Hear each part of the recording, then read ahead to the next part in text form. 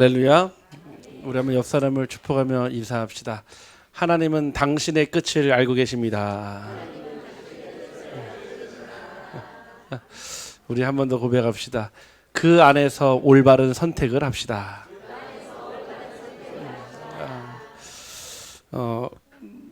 우리의 인생은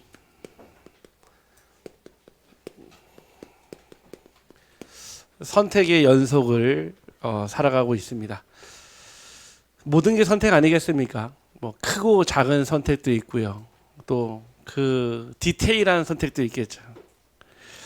요즘에 제가 가장 부러운 사람이 있거든요. 누구냐면 우리 영기 집사님입니다. 왜냐면은 하나님 주신 응답받고 차가 나왔거든요. 근데 꼭 제 앞에서 막 그러더라고. 색깔을 검은색으로 할까, 흰색으로 할까, 그레이 색상으로 하고. 저한테 꼭 제 앞에서 꼭 하더라고요. 제 앞에서. 제가 볼 때는 좀 일부러 부러워라고 하는 것 같아요. 또 어느 날은 막 심각한 표정으로 왔어요. 저는 어떤 또 전도 대상자를 마음에 품고 있는지, 테슬라를 살까, 현대 아이오닉을 살까, 엄청난 그 고민 속에 막 들어가더라고요. 결국 이제 차가 나왔는데 보니까 막 우리 집사님 영적 상태가 이제 한 300% 충만한 것 같습니다. 아니 우리가 차 하나를 사더라도요, 그 선택하고 또 기다리며 또 그 기쁨이 있지 않습니까? 뭐 집을 사도 그렇겠지만요. 우리의 인생은요, 선택의 연속입니다. 그런데 그 선택에는 반드시 결과와 책임이 따릅니다.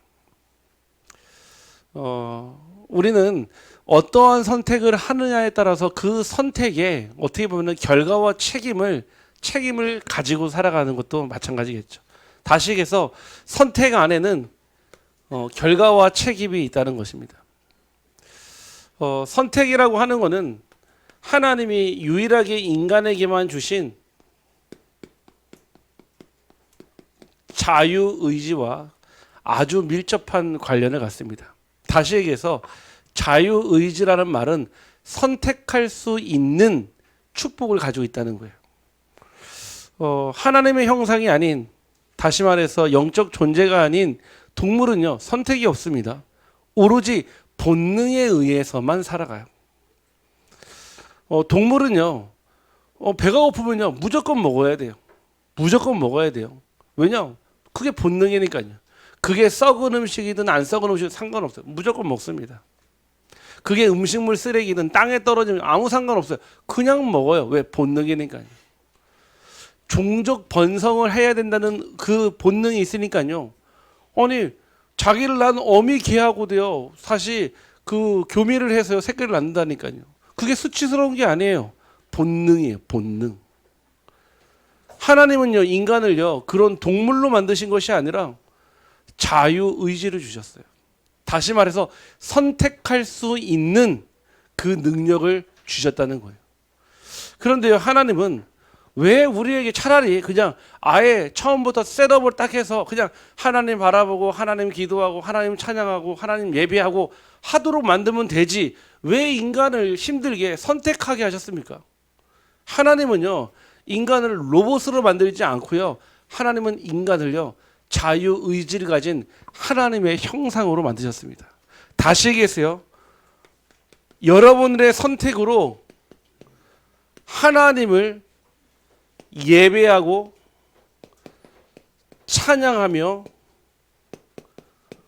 흠모하시기를 원하십니다.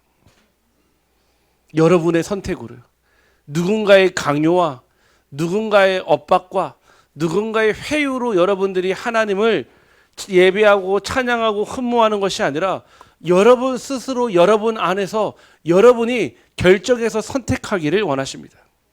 그래서 그 누구도요, 여러분에게 신앙을 강요할 수는 없어요. 목사인 제가요, 아무리 여러분들에게 신앙을 강조를 해도요, 여러분을요, 귀 잡아가지고 이 자리에 앉혀놓을 수 없다, 이 얘기인 거예요.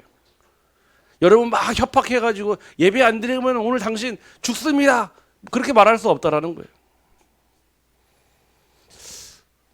오늘 저와 여러분이요, 어떤 선택을 하느냐, 하나님을 기쁘시게 하며 하나님이 원하시는 하나님이 예비하신 선택 있기를 주님의 이름으로 축복합니다. 그래서 오늘 말씀의 제목이요,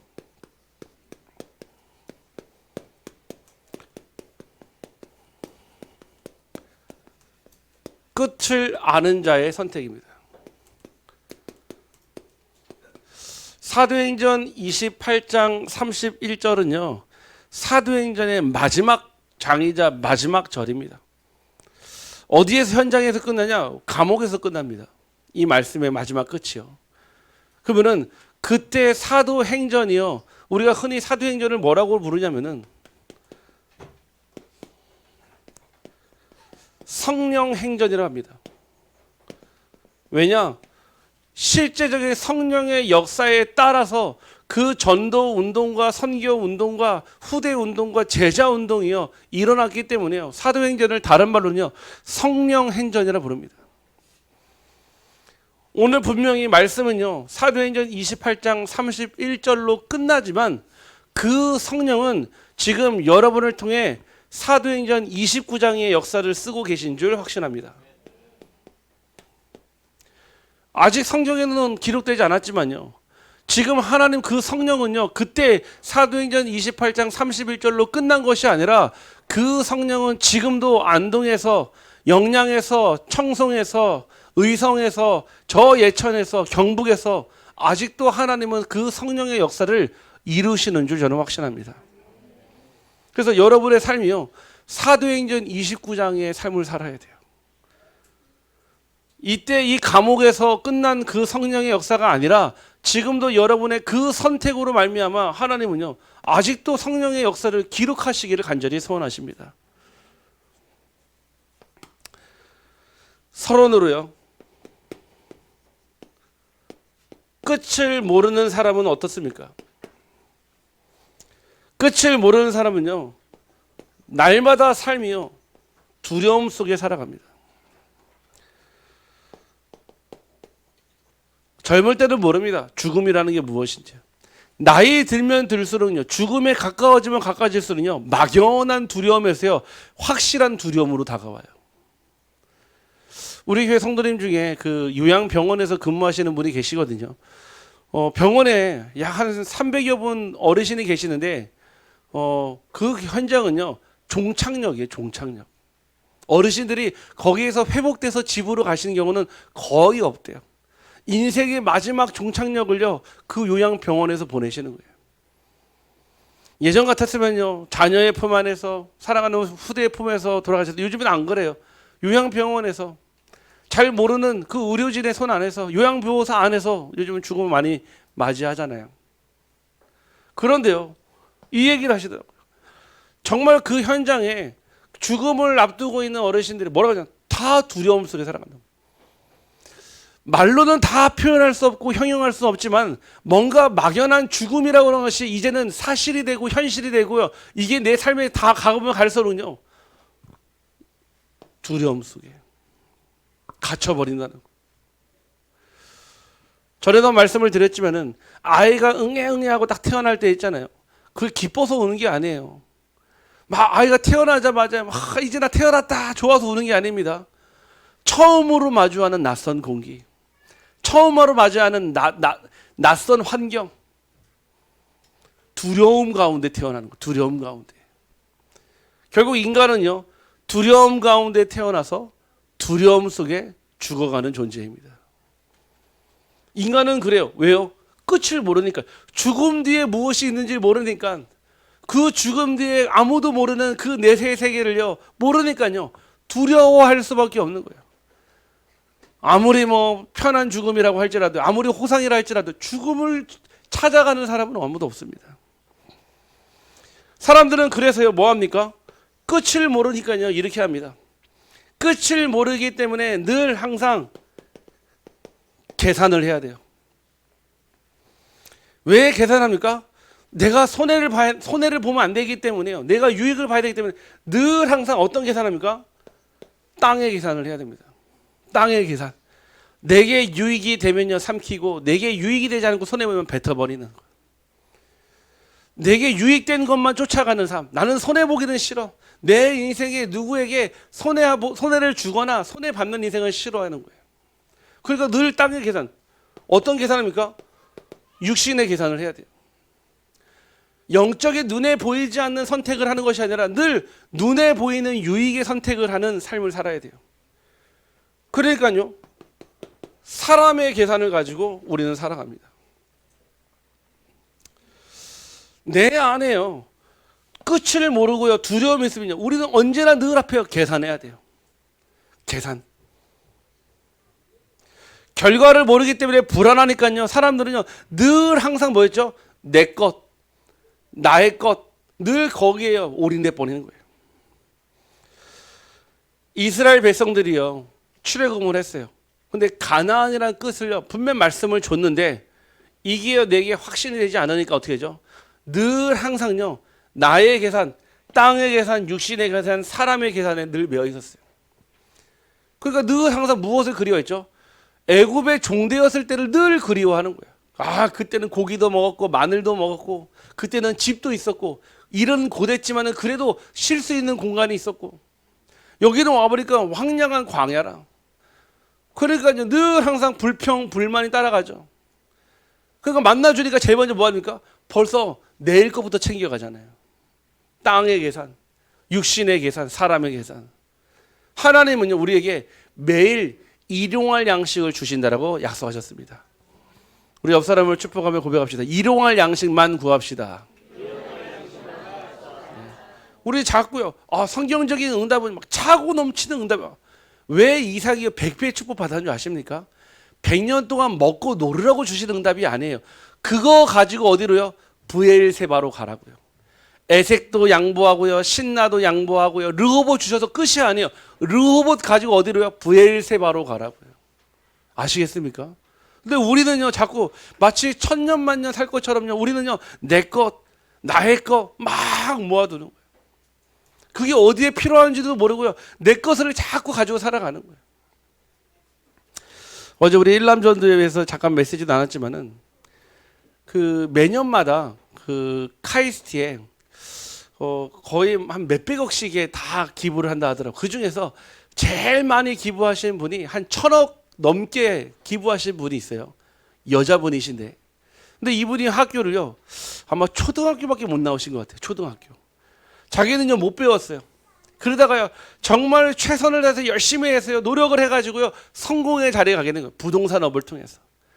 그러다 자기가 이제 나이가요, 70대 후반, 80대 가까이 되거든요. 그러다 보니까 이제는 내가 살아갈 날보다, 살아온 날보다 살아갈 날이 얼마 안 남으니까요. 이분이 뭘 생각하냐? 죽고 난 다음을 생각한 거예요.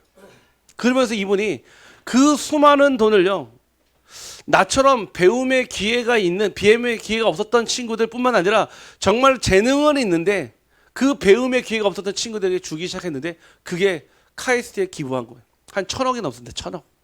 뭐 이분이요, 계속 매년마다 계속 기부를 해요. 몇백억씩 계속 기부를 합니다. 그러면서 이렇게 얘기하더라고요. 나와 같이 그 배움의 기회를 놓치지 않기를 원하는 마음으로 또 우리나라의 그 과학기술의 발전을 위해서 자기는 그 미래를 보고 자기는 투자한다 얘기하더라고요.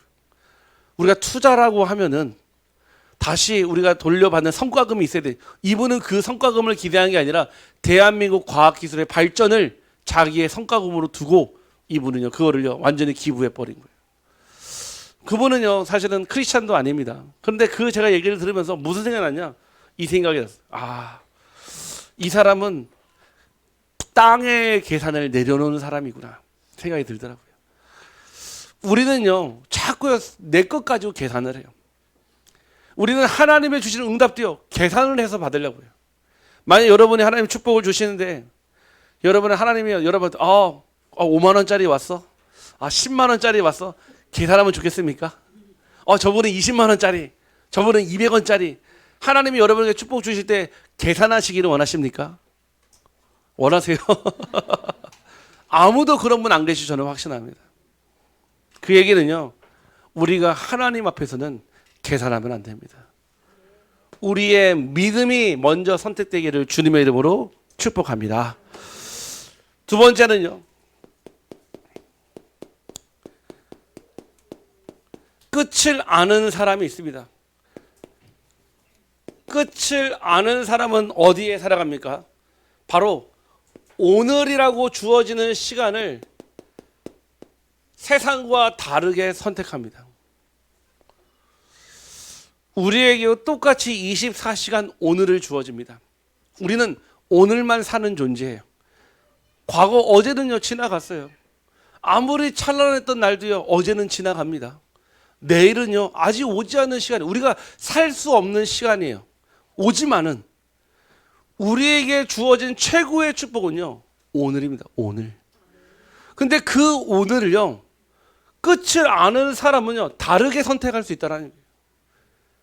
여러분, 뭔가 막 내 인생이에요 급변한 변화나 뭔가 달라지는 거는요 엄청난 노력의 결과도 있겠지만요 오늘을 어떻게 사느냐가 더 중요합니다.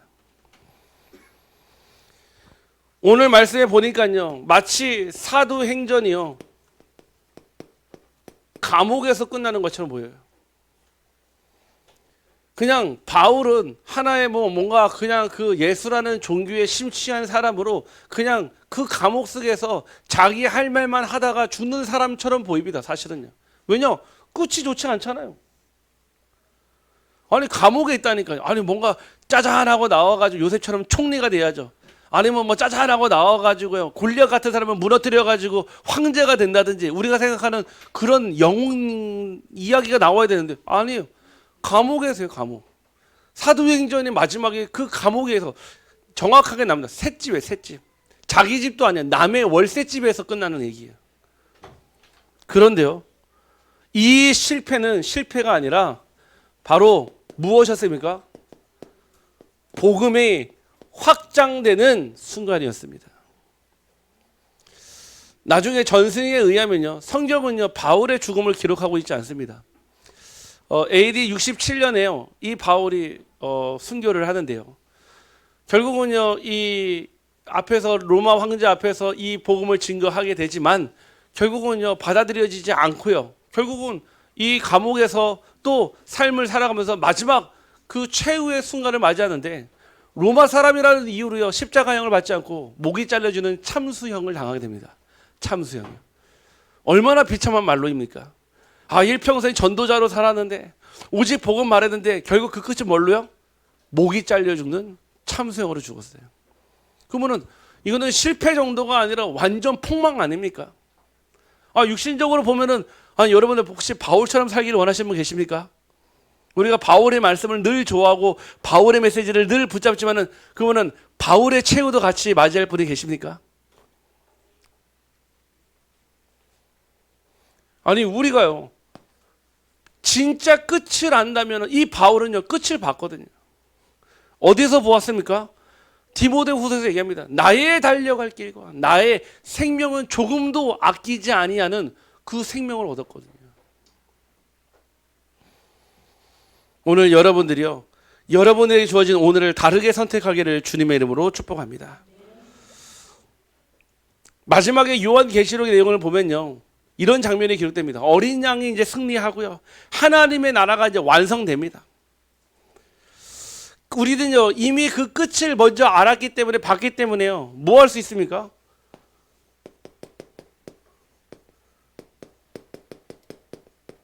손해보는 선택을 할 수 있는 줄 확신합니다. 여러분들 육신적으로는 우리가 손해보는 것 같아도요 하나님 보실 때는요 여러분들이 손해가 아니라 하나님은 그 손해 위에 하나님의 영광의 축복을 더하실 줄 확신합니다. 우리는 절대 안 하려고 하는 선택이죠. 손해보는 선택. 아니 조금이라도 이익을 남기는 게 장사지 누가 믿지는 장사를 누가 합니까? 사실은요 아니 100원이라도 유익을 남겨야죠. 아니에요. 하나님은 언제나 손해보는 선택을 하는 자에게 하나님의 복을 더하셨습니다. 이 말을 하고 있는 저에게도요 저도 언약으로 붙잡아야 될 말씀이에요. 우리는 유익만 바라고요 손해나지 않기를 원하고요 마이너스 되지 않기 원하는 삶을 사는데 하나님은 안 그럽니다. 하나님의 나라를 위해서라면 손해도 상관없는 그런 삶을 살 수 있기를 간절히 소원합니다. 끝을 아는 자는요 무엇을 선택합니까? 믿음의 여정을 선택합니다. 끝을 아는 사람은요 환경이 아니라 무엇을 붙잡습니까? 하나님이 주시는 약속을 붙잡습니다.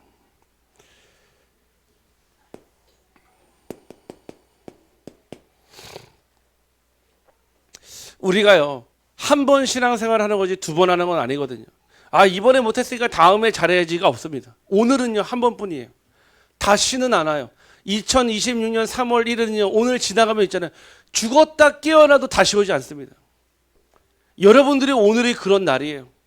여러분들이 그 하루가요, 그냥 똑같이 반복되는 하루 같아도요, 하나님 보실 때는요, 그 하루에 하나님의 역사가 드러나느냐 안 드러나는 삶입니다. 바울은 어땠습니까? 갇혀 있어도 오직 복음을 선택했습니다.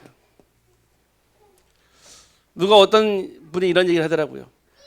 감옥이 바울을 가둔 것이 아니라 바울에게 감옥이 갇혔다라고 그러더라고요. 아멘. 여러분의 환경이요, 이러쿵 저러쿵, 그렇죠. 근데 그 인생이요, 평생 가겠습니까? 아니에요. 저도 그런 줄 알았어요. 제 인생의 삶의 환경이 늘 반복되는 하루가 똑같을 줄 알았어요. 아니에요. 어느 날 어떤 시간표에 하나님의 때가 되면 있잖아요. 그 시간표가 변하는 그 때가 오더라고요. 다시 얘기하세요. 카이로스의 시간과 크로노스의 시간이 교차하는 그 지점이 있어요. 그게 언제입니까? 바울에게는 다메섹이었습니다.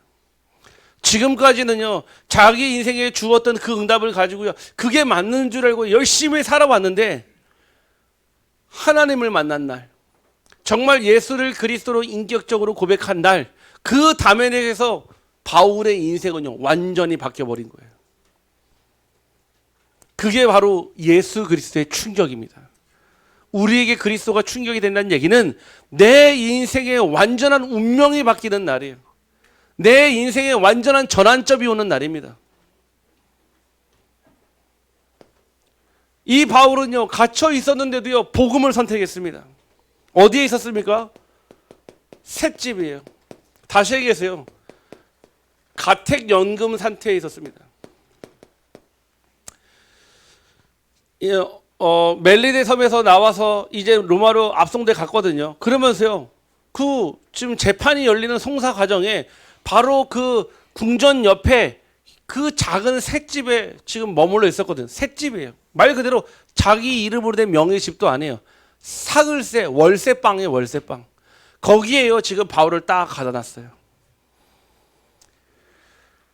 바울은요, 황제 앞에서 무슨 신분으로 섰습니까?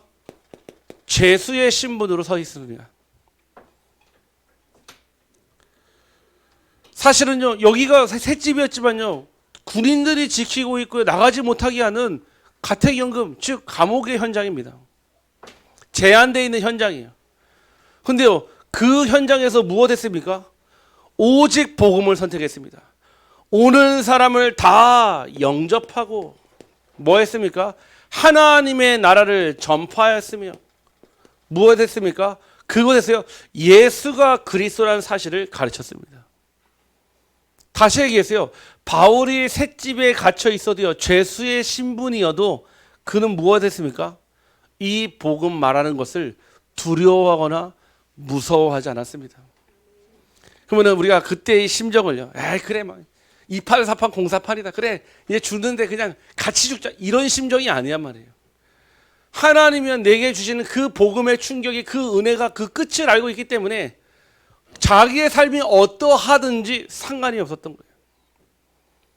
나중에요, 그 감옥에 갇혔을 때 디모데에게요, 딱 2개 가져오라면 2개. 뭔지 아십니까? 첫 번째, 옷. 너무 추우니까 옷 한 벌 가져오라고. 그걸 뭐 가져오랍니까? 뭐 가져오랍니까? 네, 책 가져오래요. 성경책. 말씀 가져오라잖아요. 바울이 남기고 간 거는 아무것도 없었어요. 여러분에게요, 청빈한 삶, 검소한 삶, 절제의 삶을 살아라는 게 아닙니다. 여러분이 남길 것은 믿음의 유산밖에 없는 줄 확신합니다. 바울은요, 무엇을 남겼습니까? 평생의 전도자의 발걸음을 남겼어요. 전도자로 살기를 원하는 사람에게 전도자가 누구이며 무엇이며 어떻게 살아야 하는지요, 그 기준을요 주신 사람입니다.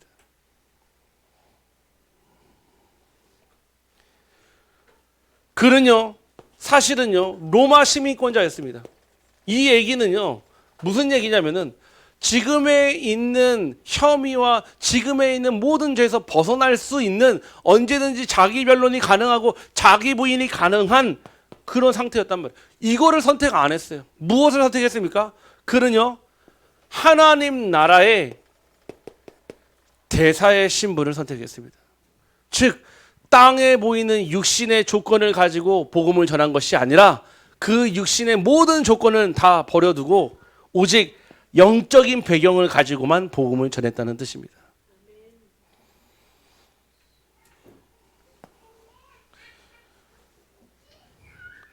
그런데요, 어디에 들어갑니까? 이 복음, 아니 이 바울은요 왕궁에 못 들어가는데요, 이 바울이 전한 복음은요 어디에요? 왕궁까지 들어갑니다. 빌립보서 1장 13절 말씀 보니까요, 이러므로 나의 매임이 그리스도 안에서 온 시대 안과 그 밖의 모든 사람에게 나타났으니, 여기에서 말하는 시대는 누굽니까? 황제를 호위하던 그리병들이에요. 결국 그 복음은 로마 황실까지, 그 시대 안과 그 밖의 모든 사람, 즉 황실까지, 왕궁까지 이 복음이 들어갔습니다. 바울은 들어가지 못했지만요, 바울이 전한 복음은요 어디까지요? 왕실까지 전달되었어요. 아니 그 당시의 중심이 무엇입니까? 로마예요. 그 황제가 누굽니까? 네로입니다. 절대로 불가능한 현장에 하나님은 절대 가능의 방법으로 그 바울이 전한 복음이요 그 왕실, 황실까지 들어가게 되었습니다.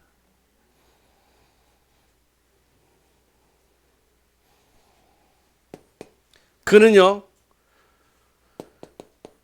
불확실한 미래 속에서도요 무엇을 선택했냐?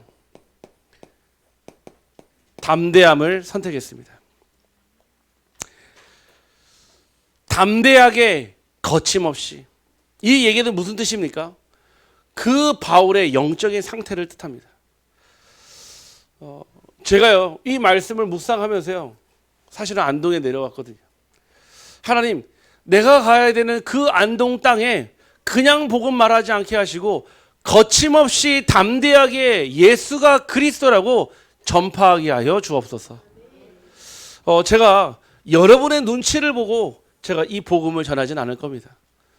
아, 목사님, 이제 그 얘기 말고 좀 다른 얘기 해 주십시오 라고 하면은, 아, 이제 제가 떠날 때라고 되느라고 저는 확신하겠습니다.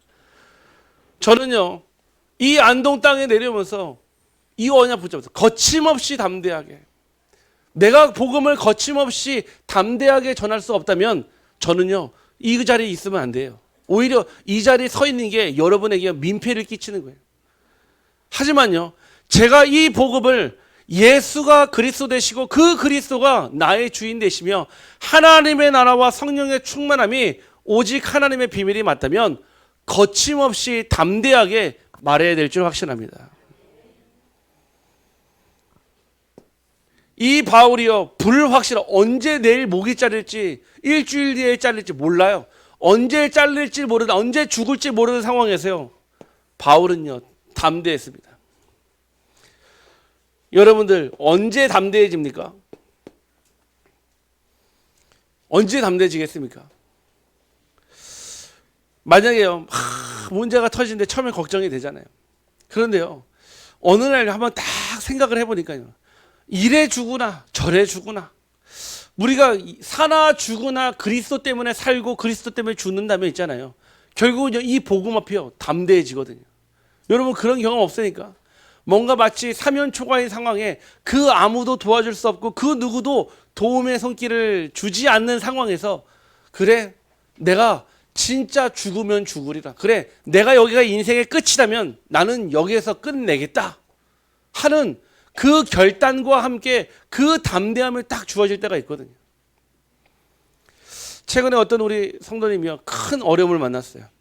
큰 어려움을 만났는데 그 어려움 가운데 있는데요, 처음에는요 그 문제가 너무 커 보이는 거예요. 저 역시도 사실은 그 문제를 보면서 낙심을 했어요. 야, 이렇게 큰 문제를 어떻게 해결하지? 제가 할 수 있는 게 아무것도 없는 거예요.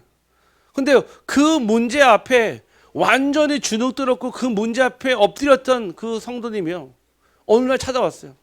목사님, 저는 진짜 아닌데, 목사님, 나 정말 억울한데요. 저 어떻게 하면 좋겠습니까? 그러더라고요. 제가 물어봤어요. 진짜 아니냐 물어봤어요. 아니라더라고요. 안 믿어지더라고요. 또 물어봤어요. 진짜 아니냐니까 정말 아니래요. 그 자리에서 통화했어요. 전화했습니다. 얘기하니까요, 아니 그 분이 오히려 더 당황하더라고요. 정말 알고 보니까는 완전히 사단이 만들어놓은 딱 틀, 함정 올무였던 거예요. 제가 그 순간요, 아 그래 나도 속았구나. 문제가 너무 커 보이니까요, 그 문제가 진짜처럼 보여요. 정말 사실처럼 보여요. 완전히 무너지지 않을 것 같은 여리고처럼 보여요. 그런데 하나님이 주시는 담대함이 생기니까 뭐가 생기냐, 마치요 그 성이요, 그 여리고가요 장망성처럼 딱 보이더라고요. 무너지기 시작하는데, 아 하나님이 그 견고한 성을요 무너뜨리시더라고요. 무슨 말인지 아십니까? 여러분들, 하나님이 주시는 담대함으로 서기를 간절히 소원합니다. 이거는요, 아자아자 내가 할 수 있다, 해보자, 이 얘기가 아니에요. 나는 못해요. 나는 불가능해요. 할 수 없어요. 그런데 내게 능력 주시는 자 안에서 내가 모든 것을 할 수 있느니라. 하나님께서는 여러분들이요, 하나님이 살아계심을 알 때 그 담대함을 주시고요, 복음에 분명 승리할 것을 알 때 그때 그 담대함을 주시고요, 마지막 여러분의 생명이 하나님의 손에 붙잡혀 있을 때 그 담대함을 주시는 줄 확신합니다. 두 번째는요, 뭐라고 하셨냐? 거침없이라고 했습니다. 거침없이. 거침없다는 얘기는요, 그 어떤 것도 방해하지 못하는 상태를 얘기합니다. 거침없다는 얘기는요, 환경이 막지 못하고 사람이 막지 못하는 상태를 얘기합니다. 바울은요, 셋집에서 가택연금에 갇혀 있었지만은 바울은 사실은 묶이지 않았습니다. 그의 몸에는 사슬이 매어 있었지만 그는 아니라 하나님의 말씀에 붙잡혀 있는 상태였습니다. 결국 그의 입술을 통해서요, 환경을 넘어 사람을 넘어서 진짜 이 복음이요 전달됐습니다. 여러분의 로마는 어디입니까? 저 미국이고 저 유럽입니까? 저는 그렇게 생각 안 합니다. 여러분의 로마는 어디냐? 여러분의 가정이에요. 여러분의 로마 어디입니까? 절대 안 될 것 같은 여러분의 직장. 여러분의 로마 어디입니까? 절대 안 될 것 같은 교회. 여러분들이요, 그 현장에 담대하게 거침없이 이 복음을 전파하기를 간절히 소원합니다. 아이고 목사님, 내게 지금 문제가 얼마나 많은데요. 내가 그 현장에서 인정받지 못하고 그 현장에 보면 왕따고요. 그 현장 가면요 전혀 나랑 어울려주지 않고요. 그렇죠. 그럼 우리는 뭐라고 합니까? 어이구 그러니까 네가 똑바로 잘했어야지. 어이구 그러니까 네가 잘해야지. 아니에요. 정확히 보면 성경 속의 인물들은요 다 왕따였어요. 그 얘기는 왕따가 되라는 얘기가 아니라 왕따여도 상관이 없었다는 얘기예요. 아니 세상의 가치관을 가지고 있는 사람과 하늘의 가치관을 가지고 있는 사람이 있는데, 우리가 당연히 원네스는 해야 되지만 생각이 통하지는 없거든요. 마음과 중심이 통할 수는 없거든요. 다만 우리가 이해하고 복음을 전하는 관점에서 보기 때문에 그런 거지. 아니 여러분, 불신자하고 여러분 모든 삶을 다 공유할 수 있습니까? 여러분의 로마, 가정, 직장, 교회, 거침없이 담대하게 이 복음이 전파되기를 간절히 소원합니다. 지난주에요, 여기 지역 사회에 있는 중요한 인분을 만났어요. 그분하고 잠깐 식사를 하면서요, 이 복음을 전하는데요, 진짜 그 가슴이 마음이 뜨거워지는 걸 느꼈거든요. 그분 너무 중요하신 분이에요. 우리 이 경상북도에 이런 자치위원 중에 경찰자치위원이 있거든요. 그 중에 가장 영향을 줄 수 있는 분이에요, 사실은요. 근데요, 그 현장에 저는 이 복음을 전할 수 있는 신분은 안 되는데 하나님이요 만남의 축복을 허락해 주셨어요. 그 가운데 무슨 복음을 전했냐? 내가 만난 그리스도를 전했어요. 내가 현재 누리고 있는 그 그리스도를 전했어요. 마지막으로요, 그 현장에 왜 그리스도가 필요한지 말씀을 드렸는데 이분이 그 얘기를 가슴에 딱 담으시더라고요. 다음에 또 만남을 기대하고 있습니다. 왜냐? 그분을 통해 일하실 하나님의 역사가 있기 때문에 그렇습니다. 저와 여러분이요 신분과 권세가요 땅의 것이라면요 별 볼 일 없고 무시당할 만하지만 하나님 나라의 신분과 권세라면 어디를 가도 정복하고 다스리는 축복이 있을 줄 확신합니다. 바울은요 자기의 억울함 대신에요 무엇을 선택했습니까? 하나님의 나라를 선택했습니다. 아까도 말씀을 드렸죠. 바울은요 자기 변호가 충분히 가능한 사람이에요. 배웠죠. 똑똑하죠. 배경되죠. 심지어 로마 시민권 가지고 있죠. 바울은요 자기가 원하면 언제든지 그 셋집을 훌훌 털고 나가서 다시 평범하게 사는 것이 아니라 다시 상류 계층으로 들어갈 수 있는 사람이에요. 그는요 오히려 자기의 변호를 선택하지 않고요 오히려 자기 변호를 하는 대신 뭐죠? 하나님 나라를 변호했습니다.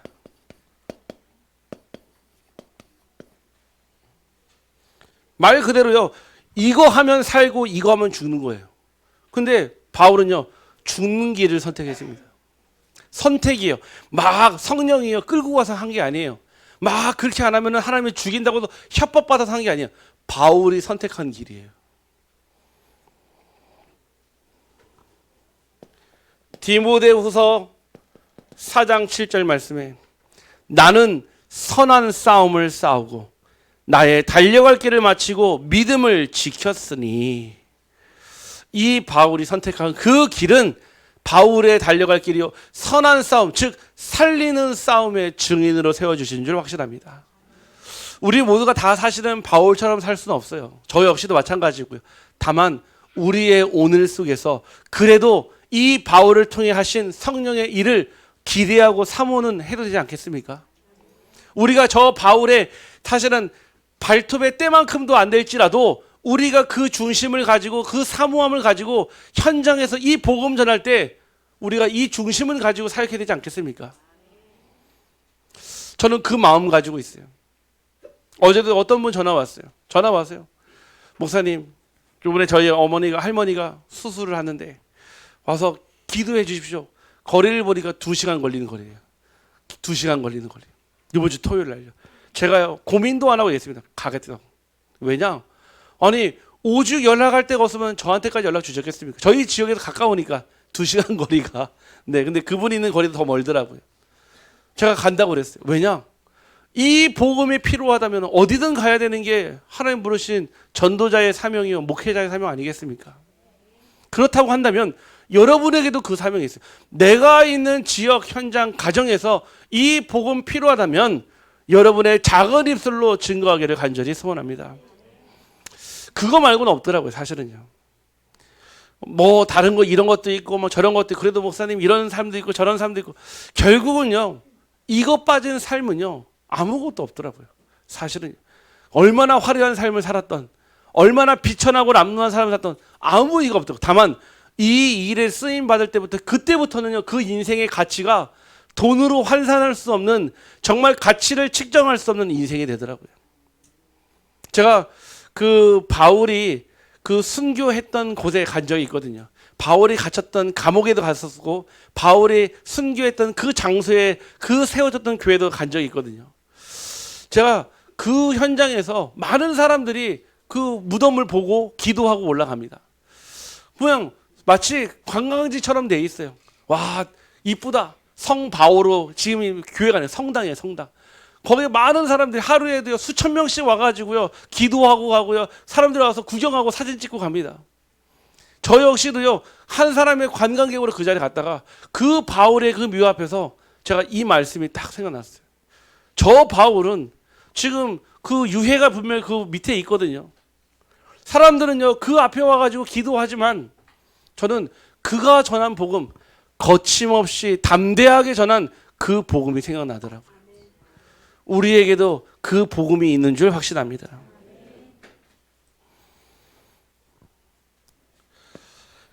바울은요 결국 자기의 달려갈 사도행전 20장 24절의 언약 그대로 성취가 되었습니다. 우리 한번 말씀 한번 같이 찾아보겠습니다. 사도행전 20장 24절입니다.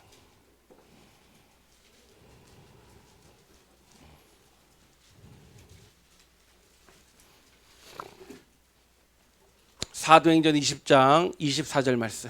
우리 같이 한 목소리로 합독합니다. 내가 달려갈 길과 주 예수께 받은 사명 곧 하나님의 은혜의 복음을 증언하는 일을 마치려 하면은 나의 생명조차 조금도 귀한 것으로 여기지 아니하노라. 아멘. 바울이요, 뭔가 자기의 그런 건강 관리를 안 하고 이걸 얘기하는 게 아니에요. 그냥 복음이 맞으니까 막 무조건 나는 하나님 위해 산다, 이게 아닙니다. 철저하게 자기 인간의 모든 육신의 것을 배설물로 여겨버리고요, 완전히 하나님의 시간 속으로, 영역 속으로 들어가 버린 거예요. 우리가 볼 때는요, 그냥 바울의 했던 손수건 갖다 주니까 귀신이 떠나가고 엄청난 역사에 일어난 기적의 주역 같아도요, 바울은요 전혀 그 일에 관심이 없었어요. 증거가 일어난 아무런 관심이 없었어요. 오직 딱 하나, 내가 로마에 가야 하리라. 네가 가이사 앞에 서야 하리라. 이미 그 인생의 끝, 아마 참수형 될 것도 아마 알고 있었을걸요. 오히려 화형을 당한다든지 아니면 십자가형을 당한다든지 아마 염두하고 가고 있었을 거예요. 그래도 그게 문제가 되지 않았습니다. 우리가요, 저는 가끔씩 그런 연락 받을 때 있거든요. 목사님 너무 힘들어요. 당장 오늘이라도 죽고 싶어요. 너무 힘들어서, 너무 괴로워서 오늘 그냥 더 이상 내일로 사고 싶지 않아요. 저는 그런 분들 상담할 때 있거든요.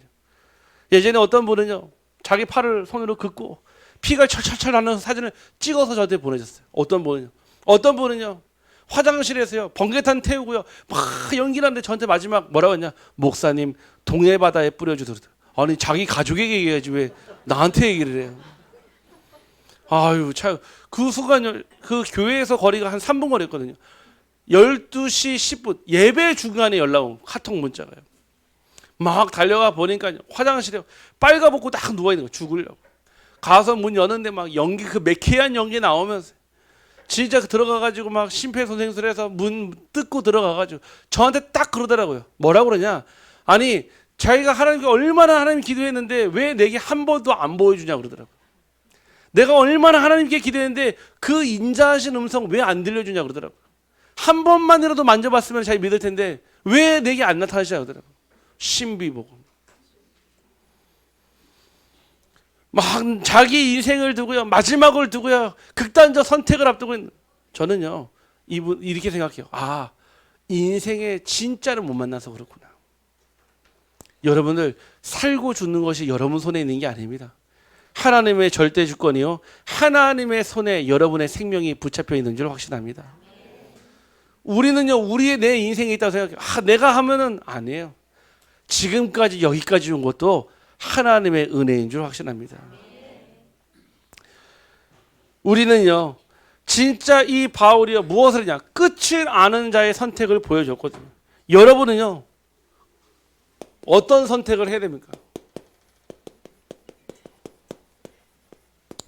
또 반복됩니다. 오늘 주일이니까요, 내일 또 하루 또 자고 일어나면 하루 금방 지나가고, 왜 이렇게 휴일은 더 빨리 지나가는지, 또 화요일, 수요일, 목요일, 금요일 또 금방금방 지나갑니다. 이러다가 보면요 이제 봄 오고요, 또 봄 오면요 또 부활절 하고요, 또 이제 여름 오면요 또 가을 오고 추수감사절하고 성탄절 하다가 또 다시 시작됩니다. 그렇게 벌써 우리가 지금 2026년째 살고 있지 않습니까? 늘 반복되는 삶이에요. 늘 반복되는 삶. 그 얘기는요, 그게 잘됐다 틀렸다 얘기를 드리는 게 아니에요. 한 번쯤은 하나님의 시간 속으로 들어가 봐야 되지 않겠냐 이 얘기고요.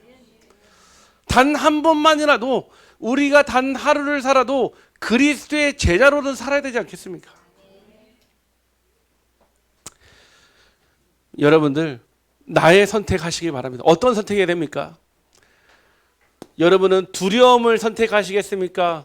아니면 하나님이 그 주신 사명을 선택하시겠습니까?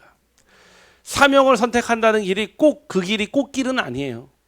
사명을 선택하는 길이 오히려 그 길이 더 두려움보다 더 힘든 길이 될 수도 있습니다. 무시당하고 비난당하고 조롱당하고 힐난당하고. 여러분은 무엇을 선택하시겠습니까? 두려움입니까? 하나님 주신 사명입니까? 여러분은 환경을 선택하시겠습니까? 그래, 그냥 이렇게 먹고 마시고 살고 그냥 이렇게 예배 드리고 살아도 되지, 그게 틀리지는 않습니다. 아니면 하나님이 주시는 약속의 삶을 살겠습니까? 인생은요, 오래 산다고 영광이 아니라 무엇을 남겼느냐가 중요합니다. 어제 우리 일남 전도에 우리 회원분들께 부탁드렸어요. 남겨야 될 것을 꼭 남기게 해달라고. 이 얘기는요, 단순하게 뭐 대단한 거를 남기자는 얘기가 아닙니다. 그래도 우리가 지나왔던 그 복음의 여정 속에 저는요, 아직 한 번도 만나뵙지 못했지만요, 우리 교회를요, 오직 복음으로 시작했던, 그리고 최강식 선교사님이 있었기 때문에 지금 우리가 이 자리에 있지 않겠습니까? 지금 그분은요, 아니 그 연세에도 저 지금 케냐에 가서 선교로 마지막 인생을 마무리하시겠다고, 몸도 건강도 굉장히 안 좋으신데, 사실은 이번에 좀 모시려고 우리 장로님 통해서 연락을 했는데 연락이 잘 안 되거든요, 사실은요. 이번에 선교대 때 오시면은 좀 모시면 좋겠지만은, 어쨌든 그 한 사람이요, 이 지역에서 오직 복음 정말로 전도운동 하겠다고 세운 교회가 이 자리까지 온 것도 기적 아니겠습니까? 여러분들, 우리의 그 타협 가능한 환경이 아니라 하나님의 약속을 붙잡기를 간절히 소원합니다. 여러분은 변명을 붙잡고 사시겠습니까? 아니면은 하나님의 이유를 붙잡고 사시겠습니까? 말씀이 희미했던 이 아담은요, 결국 하와를 팔았습니다. 하나님이 주신 저 여자가 먹으라 해서. 분명 하나님 앞에서요, 제가 먹었습니다 얘기하면 되는데 자기 아내를 팔아버렸어요. 결국은요, 하나님이 주시는 그 여자 때문에 변명으로 살아가는 삶이었습니다. 누가 그랬습니까? 아브라함도 그랬잖아요. 아내를 누이라고 속여버리고요. 이삭도 똑같이 그래요. 자기 아내를 누이라고 또 속여버립니다. 여러분은 하나님 앞에, 사람 앞에 변명하는 삶을 살겠습니까? 아니면 생명 걸 이유를 붙잡는 삶을 살겠습니까?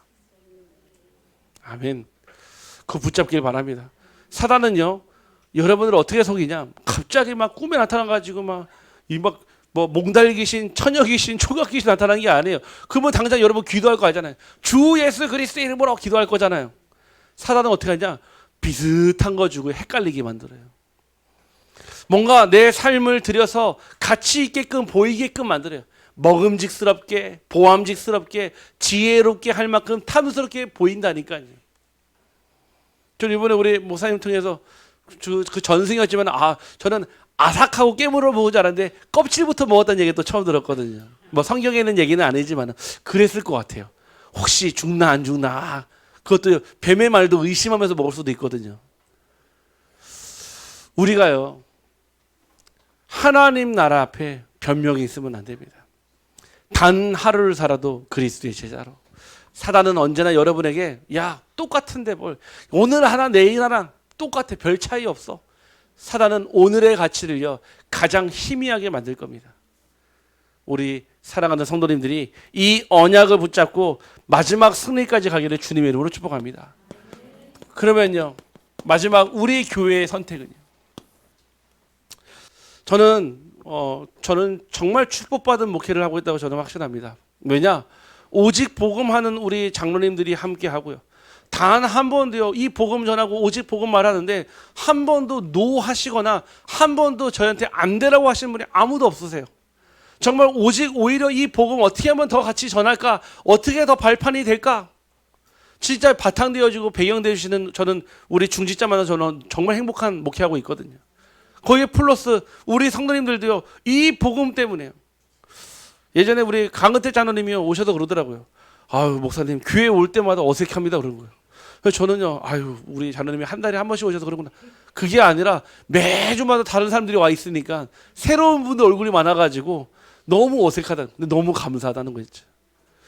우리가 전도를 잘해서 성도님들이 왔습니까? 아니에요. 아니, 우리 김정란 집사님 같은 분은요, 이미요 이 현장에서요 17년 동안 기도하고 계셨다니까요. 하나님의 때 하나님의 시간표가 되니까 부르시는 거 보셨습니까? 저와 여러분이요, 뭘 잘해서 이 자리에 있는 게 아니에요. 하나님이 이유가 있기 때문에 우리를 부르신 줄 확신합니다. 우리는 뭐 해야 됩니까? 여러분들 돈을 벌어도 세 가지 뜰 때문에 벌기를 주님의 이름으로 축복합니다. 돈을 쓰셔도 세 가지 뜰 때문에 쓰시기를 간절히 소원합니다. 이거는요, 우리 교회 확장합시다, 우리 교회 제대로, 이 얘기가 아니에요. 저는요, 말씀드리지만요, 우리 교회가 막 커지고 단 1도 관심 없습니다. 왠지 아십니까? 그거 제 거 아니잖아요. 제 이름으로 져 주실 것도 아니잖아요. 제 것도 아닌데 왜 제가 저기 합니까? 저는요, 딱 하나예요. 오직 복음. 우리 교회를 통해 정말 이 복음이 우리 안동을 지나 경북에 전달될 수 있다면 저는 그거 하나만 해요. 저는 그것 때문에 목회자가 됐기 때문에 그거 하나 외에는 제게는 더 이상 어떤 목회적 그런 꿈, 뭔가 엄청난 비전, 엄청난 뭔가 철학, 죄송합니다, 저는 없습니다. 왜냐? 저는 그거 하나 때문에 왔어요. 전도 운동 하려고요. 그 일에 합당한 성도님들이 이 자리에 앉아 있는 줄 확신합니다. 지금 시대가 어떤 시대입니까? 묵상 시대예요. 이제는 그냥 말씀만 들어서는 안 되는 시대가 됐어요. 사단은요, 더 깊은 각인을 가지고 더 깊은 체질과 뿌리를 가지고 지금 공략을 하는데요. 이 사단이 얼마나 무서운 줄 아십니까? 여러분들이 가장 좋아하는 걸 통해서 사단은 역사예요. 여러분들이 가장 싫어하는 걸 통해서요, 뭐하냐? 사단은요, 피해가게 만듭니다. 그러니까요, 더 가면 갈수록 마치 늪지대처럼 빠져들 수밖에 없어요. 묵상 시대. 그냥 말씀을 듣고 끝나는 시대가 아니라 입으로 읊조리며 고백하며 말하며 쓰며 하나님을 나의 주인으로 고백하기를 간절히 소원합니다. 마지막 세 번째는요, 금토일 시대입니다. 지금 교회가 직면했어요. 이미 시작됐습니다. 많은 교회들이 주일날요, 점심 식사 안 합니다. 또 오후 예배 없어요. 가족과 함께. 왜냐? 교회의 가치관도 변하고 있어요. 주일, 우리가 아침부터 저녁까지 일도 하지 말고 돈도 벌만, 그 개념이 아니라 온전한 주일을 예배를 응답받아야 되는데 사단은요, 끊임없이 좋은 거, 가족, 네 명이잖아요. 가족이 얼마나 중요합니까? 그런데 그걸 뭘로 바꾸게 해요? 예배의 가치와 바꾸게 만들어요. 가족을 들었어요. 아니, 자녀들과 함께하는 시간 얼마나 소중합니까? 예배 시간이라는 거예요. 예배 시간에. 사단은요, 계속 끊임없이요, 그 가치를 가지고 여러분의 생각을, 마음을 바꿀 겁니다. 우리 교회는요, 세 가지 뜰, 묵상 시대, 금토일 시대 살리는 증인 되기를 간절히 소원합니다. 우리 마지막 언제였죠? 우리 집중훈련 하는 날, 학교에서 연락이 왔어요. 연락이 와가지고, 네, 제가 우려하던 일이 현실화 됐습니다. 연락 오셔가지고, 이번 3월 달에 3월 26일 날 목요일에 RTS 경건의 예배를 드리는데, 그때 저를 강사로 모시고 싶다고 연락이 왔어요. 제가 그 얘기를 딱 들으면서 시간표가 벌써 왔구나, 빨리 왔구나. 그래서 말씀드렸거든요. 저는 아직 그 자리에 설 준비도 안 됐고 아직 그 자리에서 뭔가 말할 수 있는 그런 증거가 없는데요. 얘기하니까 그거는 내가 한 게 아니라 하나님이 하신 겁니다. 그러니까 그 채플 경건 그 응답을 우리 목사님이 누렸으면 좋겠습니다, 이 얘기를 하시더라고요. 제가 아멘 했습니다. 대단한 거 한 건 없지만요, 그 현장에 너무 중요한 차세대 목회자들이 준비되고 있거든요. 그런데요, 거기에서 이상한 교회에 대한 꿈을 꾸고요, 뭔가 교회 부흥에 대한 그 꿈을 가지고요, 뭔가 내가 하는 뭔가 그 교회의 철학을 가지고 있다면은 그것 가지고는 현장 못 살리거든요. 그래서 가서 제가 어떤 말씀을 좀 전달할까 하고 기도하고 있습니다. 우리 성도님들이 기도해 주시고 중요한 현장에 오직 복음만 말할 수 있도록 기도 부탁드리겠습니다. 플러스, 네, 원래 경건회를 하게 되면은 전 학생 전부 다 식사를 대접을 해야 합니다. 전 학생, 즉 우리 교회가 또 응답받을 기회가 왔기 때문에, 네, 제가 감사함으로 제가 하겠다고 말씀을 드렸거든요. 저는요, 확신합니다. 우리 교회 아무런 배경 없고 능력 없어 아무 상관없습니다. 하나님이 그 배경, 그 능력 주실 줄 확신합니다. 이 일의 증인 되기를 주님의 이름으로 축복합니다. 하나님, 우리를 환경에 흔들리는 사람이 아니라 끝을 아는 믿음의 사람이 되게 하여 주옵소서. 우리의 현실과 상황이 우리를 묶을지라도 복음은 묶이지 않음을 믿게 하시고 두려움이 아닌 담대함을 거침없이 말할 수 있는 믿음을 허락하여 주옵소서. 우리의 자기중심, 나중심이 아니라 하나님의 나라를 선택하게 하여 주시고 오늘 우리의 선택이 하나님의 역사 속에 기록되게 하여 주옵소서. 예수 그리스도의 이름으로 기도하옵나이다.